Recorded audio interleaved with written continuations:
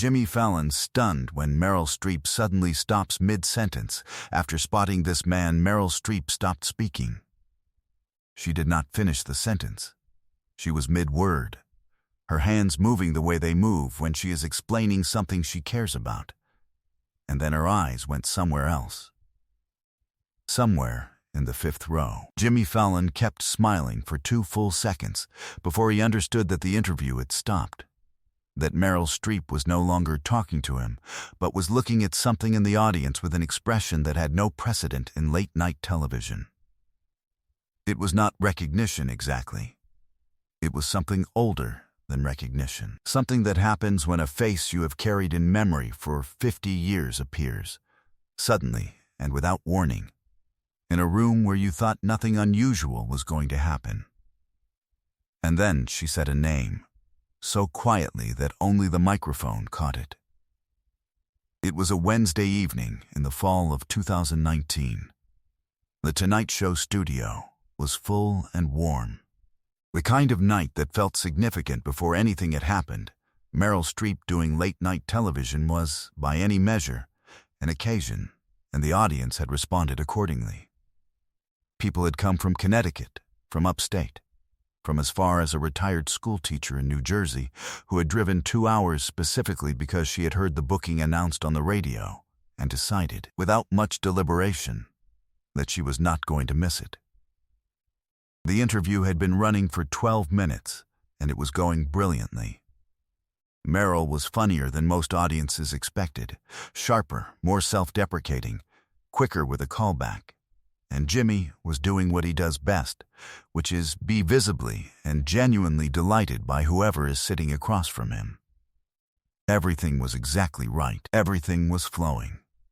A segment producer with 21 years in late-night television said afterward that she had watched the first 12 minutes from the control room with the specific satisfaction of someone watching something that does not need to be fixed.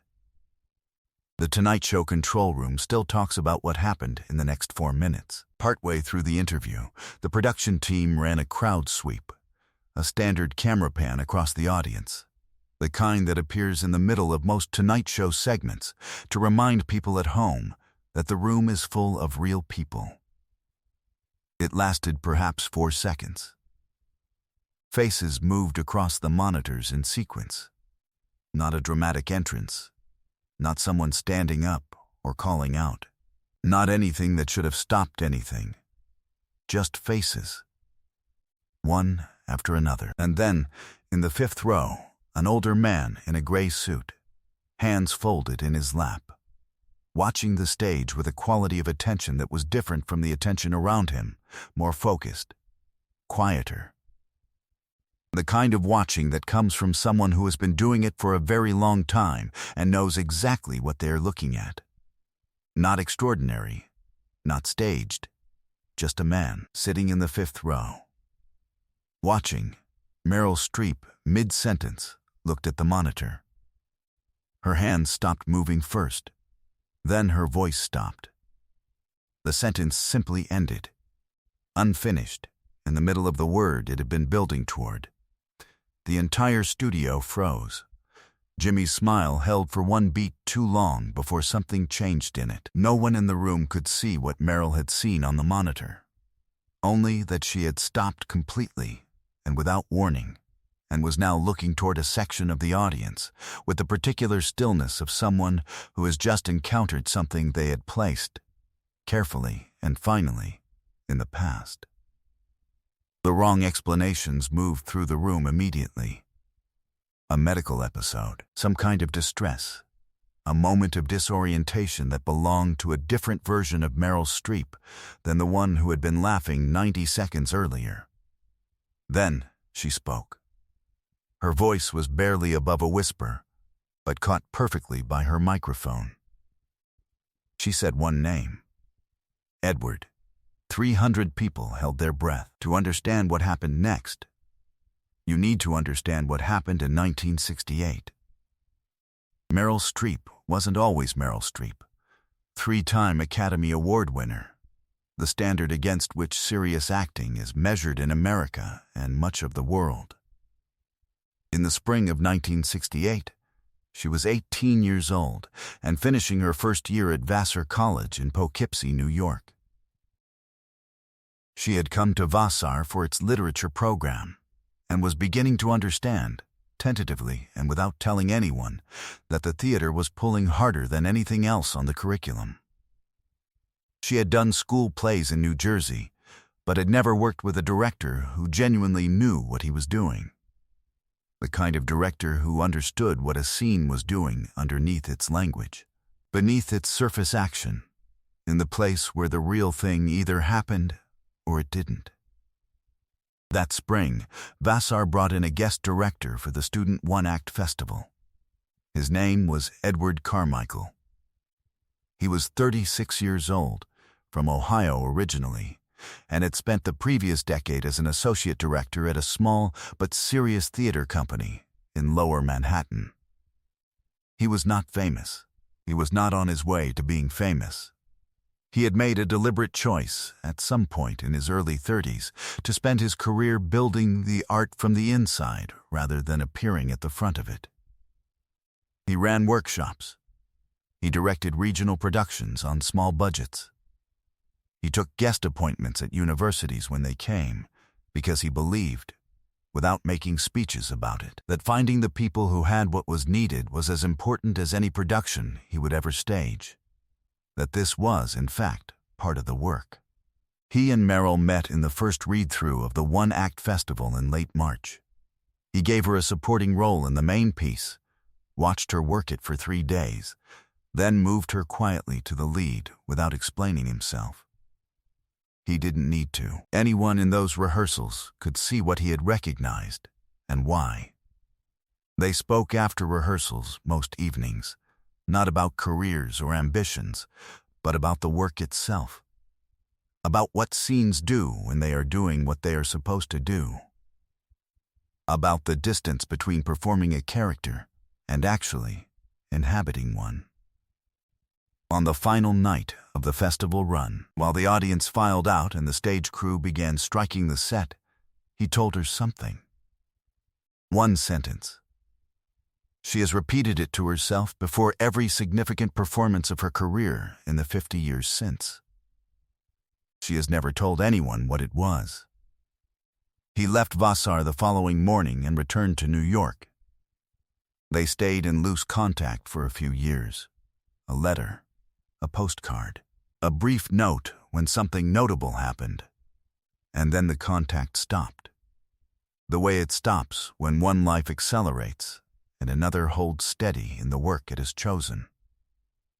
Edward Carmichael went on directing regional theater and university productions for the next 4 decades. He watched Meryl Streep's career from the distance the world provides when someone becomes unreachable. He was at a cinema in Lower Manhattan the week Kramer vs. Kramer opened in 1979. He went back and saw it 2 more times. He did not write to her about it. 2 years before the Tonight Show appearance, he received a diagnosis. Pancreatic, advancing, the oncologist gave him a range of months. By the time his daughter Clara helped him compose a letter to the Tonight Show's booking office, the lower end of that range felt closer than the upper end. He wrote 2 paragraphs. He explained who he was and how he knew Meryl Streep and what the connection had been, and he said clearly that he understood if no one responded. He enclosed a photograph taken by a Vassar student during the One-Act Festival in April of 1968. Meryl, at 18, in the middle of a scene, completely unaware of the camera, doing the thing that Edward had recognized in the first rehearsal and never once doubted. Clara sent the package without telling her father she had done it, because she did not want him to be disappointed if nothing came back. Someone from the show called within 48 hours. The arrangement was made in complete secrecy. The Tonight Show staff was told only that a specific guest had been placed in the 5th row. Meryl had made one request when she spoke to the producers directly. I want him to feel like a person, not a moment. Subscribe and leave a comment, because the most powerful part of this story is still ahead. Behind the scenes, Meryl Streep had made a decision that defied every producer's expectation. She had told no one which seat Edward Carmichael would be in. She had asked, when the arrangement was made, only that she not be told where in the audience he was sitting. She wanted to find him herself, in her own time, in the middle of whatever was happening, the way she had found him the first time, not looking for anything in particular, and then seeing exactly what was there. But this is the moment no one in the studio, and no one watching at home, ever saw coming. Meryl Streep stood up from her chair without asking permission or offering an explanation. She walked around the desk to the edge of the stage and looked at the fifth row. Edward Carmichael was already rising from his seat, slowly, with some difficulty, his daughter Clara's hand steadying him at the elbow, and for a moment, across the width of the room, they simply looked at each other the way people look when the distance between the last time and this time is too great to cross in a single expression, and so they do not try. Meryl stepped off the stage. She walked the length of the aisle to where Edward was standing, and she took both of his hands, carefully, in both of hers. "Edward," she said his name properly this time, so the room could hear it. "You found me." His voice was slow and deliberate, working against something. "I've said that sentence before every opening night for 50 years. Her voice did not waver. He shook his head once. "You didn't need it. I did. I still do." She held his hands more firmly. "You were the only person who told me what I was doing before I knew what I was doing. I just told you what I saw." His eyes were clear and completely steady. Clara held out a manila envelope from behind her father's shoulder. Inside, the photograph from April 1968, and beneath it a single sheet of notepaper in Edward's handwriting, a director's note, dated April 14th, 1968. One paragraph, written the night of the first rehearsal. In it, what he had seen when he watched Meryl Streep work for the first time, and why it was not ordinary, and why she should never let anyone persuade her that it was. He had kept both items for 51 years. "I wrote that the first night," he said, looking at the note in her hands, "before I had any reason to be certain." "You were certain," she said. "I could feel it." "I'm running out of time," he said, plainly without making it dramatic. "I know," she said. She did not look away from him. "I'm glad you're in this room. I needed to see what you became." His hands tightened slightly around hers. "I already knew. I just needed to be in the room."